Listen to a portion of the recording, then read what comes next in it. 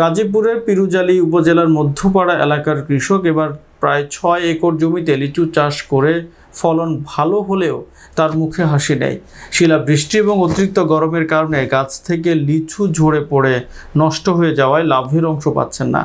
ফলে একদিকে বাজারে যেমন আসছে না ভালো মানের লিচু, অন্যদিকে উপযুক্ত বাজার দরও পাচ্ছেন না বলে জানিয়েছেন কৃষকরা। বিশেষজ্ঞরা বলছেন ২৮ থেকে ৩২ ডিগ্রি সেলসিয়াস তাপমাত্রা লিচু ফলনের জন্য সবচেয়ে ভালো।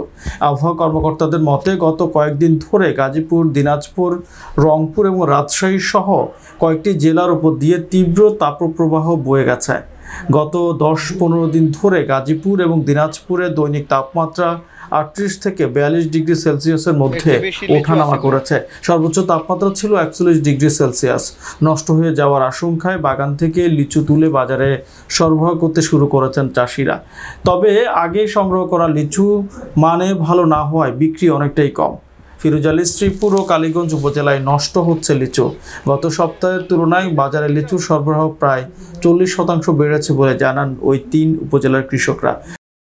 এই মুহূর্তে রয়েছে আমি গাজীপুরের ফিরোজালী এলাকার মধ্যপাড়া নামক একটি স্থানে। এখানে কৃষক মুজিবুল হক রয়েছেন, তার সাথে আমরা কথা বলে জেনেছি যে যেমনটা তিনি কিন্তু এবার ৬ একর প্রায় জমির উপরে কিন্তু লিচু চাষ করেছেন। তবে অন্যবারের চেয়ে কিন্তু এবার ওনার যে লিচু বাগানটি রয়েছে ফলন অত্যন্ত ভালো হয়েছে। তবে ভালো হওয়ার কারণও রয়েছে, কিন্তু কিছু সংখ্যক লিচু কিন্তু তার যে শিলাবৃষ্টি এবং গরমের কারণে যে নষ্ট হয়ে গেছে, তাতে কিন্তু তার মন দেখলাম একরকম ভারী হয়ে গেছে। তবে ফলন ভালো হওয়ার কারণে কিন্তু তার মুখে আমরা তেমনটি হাসি দেখতে পাইনি। এই রোদের কারণে হঠাৎ এত গরমে রোদে নেচুর কালারটা পুড়া গেছে, চামড়াটা পুড়া যাওয়াতে খুব লস হয়ে গেছে।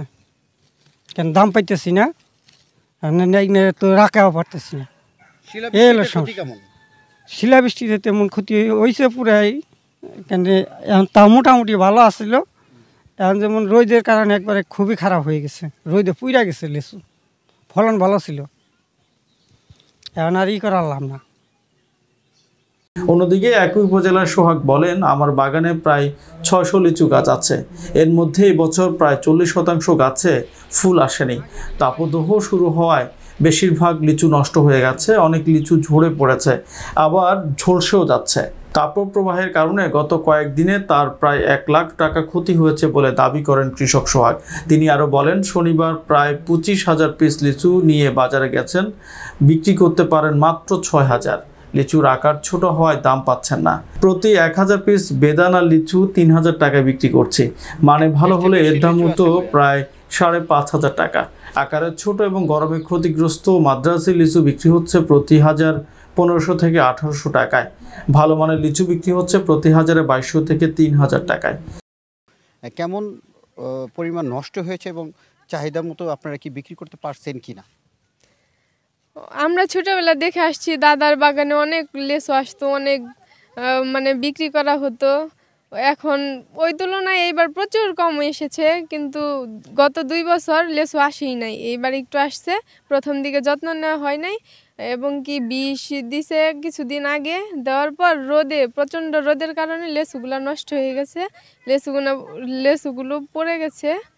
তারপর ফিরোজালী উপজেলার কৃষক মফিজুল হক জানান, মৌসুমে বৃষ্টি না হওয়ায় এবছর লিচুর ফলন কম হয়েছে। লিচুর আকারও তেমন ভালো হয়নি, তবে লিচু রসালো ও মিষ্টি। এপ্রিল মাসের মাঝামাঝি থেকে তাপদাহ শুরু হওয়ায় লিচু নষ্ট হচ্ছে, তাই বেশিরভাগ কৃষকরা বাধ্য হয়ে এবার লসের অংশ হিসাবে মেনে নিয়েছেন। কৃষক মুজিবুল হকের সাথে যেমনটি কথা বলে জেনেছি যে অন্যান্য বারের কিন্তু এই ৬ একর জমির ভেতর কিন্তু তেমন অনেকটাই লাভ করে, কিন্তু এবার কিন্তু গরমের কারণে এবং শিলাবৃষ্টির কারণে কিন্তু সে ফলন ভালো হলেও কিন্তু আসলে তার লাভের কিন্তু ওইরকম কোনো অংশ দেখতে পারেনি বলে মুজিবুল হক এমনটি আমাদেরকে জানিয়েছেন। এম এ আজিজ, একাত্তর বাংলা টেলিভিশন, গাজীপুর।